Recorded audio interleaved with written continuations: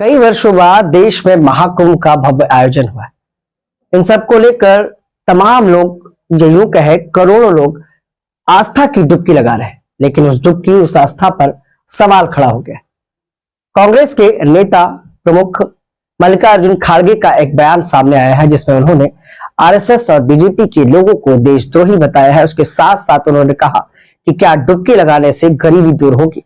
हमारे साथ बातचीत करने के लिए बीजेपी के पूर्व सांसद, राज्यसभा सांसद अशोक वाजपेयी जी हमसे जानते हैं क्या कुछ कहना चाहेंगे, किस तरह से देखते हैं, क्योंकि कहीं ना कहीं आस्था पर बड़ा सवाल खड़ा किया गया। सर, किस तरह से देख रहे हैं इस पूरे 144 वर्षों के बाद महाकुंभ पड़ा है और मैं समझता हूं इस महाकुंभ की बड़ी महत्ता है।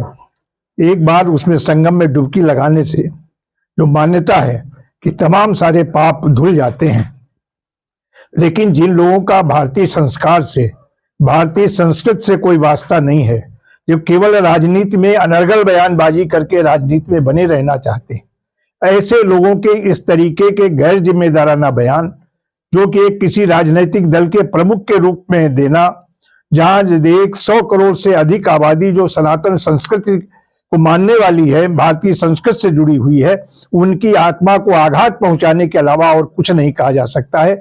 मैं समझता हूं ऐसे नेताओं की मति भ्रष्ट हो गई है, इनको मानसिक इलाज कराना चाहिए। इस तरह के अनर्गल बयान देने, इस देश के 100 करोड़ से अधिक लोग जो भारतीय संस्कृति पर भी भरोसा करते हैं, सनातन धर्म पर जिनकी आस्था है और जो एक श्रद्धा के भाव के साथ कुंभ में स्नान करने जा रहे हैं, दुनिया का सबसे बड़ा ये समागम है।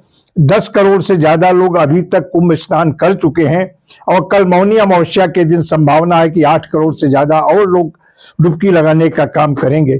तो आकर के अपने पाप धोते, बजाय अनर्गल बयानबाजी करने की मत शुद्ध हो जाती। ऐसे लोग जो मानसिक रोग से ग्रस्त हैं, एक बार कुंभ में आकर के त्रिवेणी में स्नान कर लें, हो सकता कुछ उनको फायदा हो जाए, उनका मन जो है निर्मल हो सके। सर, वही तो वो कह रहे हैं कि क्या गंगा में स्नान करने से क्या गरीबी दूर होगी?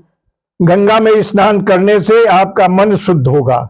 जब मन और कर्म शुद्ध होंगे तो अपने आप काम करेंगे आप, गरीबी दूर होगी। और जो जिस तरीके के दुष्विचार से जो लोग ग्रसित हैं, उनके लिए बहुत जरूरी है कि संगम में डुबकी लगा करके मन और आत्मा को शुद्ध करें। गरीबी भी दूर हो जाएगी, मन के विकार भी दूर हो जाएंगे और आप भी एक अच्छे नागरिक के रूप में आपका भी एक नई समझ पैदा होगी। सर, टिप्पणी को लेकर क्या कहते हैं, जिस तरह से उन्होंने आरएसएस और बीजेपी के लोगों को देशद्रोही बताया? भारतीय कांग्रेस की जो चरित्र रहा है, जिन्होंने हमेशा देश के साथ खिलवाड़ करने का काम किया, आजादी की लड़ाई में देश का, आजादी के बाद देश का विभाजन और देश के विभाजन के बाद भी ऐसी नीतियां रही जिसके चलते आज भी देश उन समस्याओं से जूझ रहा है। जम्मू कश्मीर की समस्या हो, कांग्रेस के नेताओं की ही देन थी। इस देश में आपातकाल लगाना, लोकतांत्रिक अधिकारों को समाप्त करना, ये कांग्रेस की ही देन थी। जितने पाप किए हैं लोकतांत्रिक व्यवस्था में कांग्रेस के नेताओं ने, उनकी बहुत बड़ी संख्या है। और आज आरोप लगा रहे हैं भाजपा और आरएसएस के ऊपर। ये दोनों विचार राष्ट्रवादी विचार के मानने वाले लोग हैं। भारतीय जनता पार्टी के साथ देश की बहुसंख्यक जनता का समर्थन है और देश के करोड़ों देशवासियों का आशीर्वाद भारतीय जनता पार्टी को मिला है।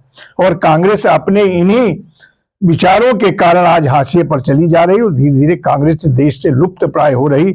इतना सब होने के बाद भी अभी कांग्रेस के नेताओं ने सबक नहीं सीखा है और आरएसएस और भाजपा को गाली देने से कांग्रेस की कोई ताकत बढ़ने वाली नहीं। कांग्रेस अब मृतप्राय संगठन हो गया है, उसके पुनर्जीवन के प्रयास करें बजाय भाजपा की चिंता करने। चलिए सर, बहुत बहुत धन्यवाद। ये थे हमारे साथ पूर्व राज्यसभा सांसद डॉक्टर अशोक वाजपेयी, जिन्होंने साफ तौर पर कहा कि कांग्रेस की टिप्पणी कहीं ना कहीं सवाल तो है, लेकिन उसका जवाब भी बखूबी उन्होंने दिया। देखने की बात ये रहेगी कि ये सियासी बयान आखिर किस हद तक बढ़ता रहेगा। सहयोगी भरत के साथ मैं लखनऊ से।